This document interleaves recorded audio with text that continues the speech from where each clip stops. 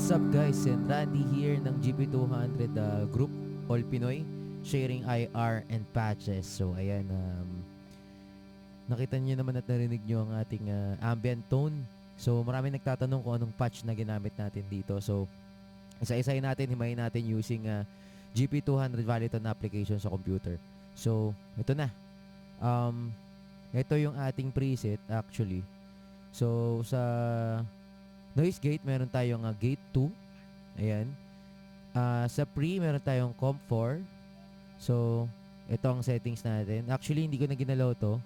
Pati itong noise gate, hindi ko na ginalaw yan.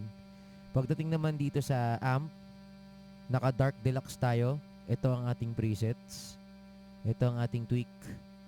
And matching cab yan dito sa Tweed Lux or Tweed Deluxe. So, ito ang ating preset. Actually, wala na akong ginalaw dito. And then, ang ating delay, analog delay, ito ang ating setup, quarter time, nakasync, and then with trail. And syempre, ang ating reverb. Actually, ito yung magpapa-ambient talaga sa atin. Hindi ako gumamit ng shimmer, gawa ng masyadong matalas for me. So, ginawa ko, improvise ako ng arena reverb. So, ito setup natin, mix 53, pre-delay natin 100 milliseconds, decay natin 100, and low dump natin 51, high dump natin 50, mod natin 50. And then naka-on pa rin ng trail. Naglagay ako ng konting super OD dito, pero pag na-check mo, sobrang baba lang ng gain yan. Parang lang magkaroon siya ng bite pagdating sa chorus. So, yan. Actually, EQ, naglagay ako ng medyo mataas ng konti na mids, pero ino-on ko lang yan for booster purposes. EQ tayo, EQ2. So, actually, yan lang yun. Ito yung mismong chain ko. Baka tanongin nyo bakit nasa loob yung mods natin tsaka yung delay and reverb. Mas prefer ko kasi yung nasa gitna siya ng send and return kasi mas realistic to pagdating sa live scenario. For example, may amp ka sa labas, gano'n, no?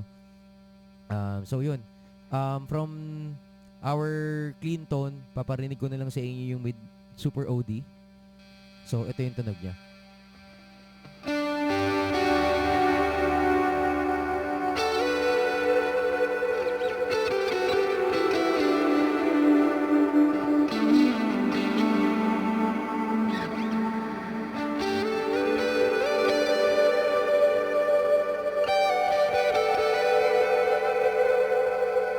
So, yun.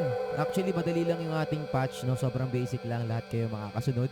So, kita-kits tayo sa susunod na video natin. Maraming salamat and don't forget to follow me here sa ating group, no? Maraming salamat mga chong.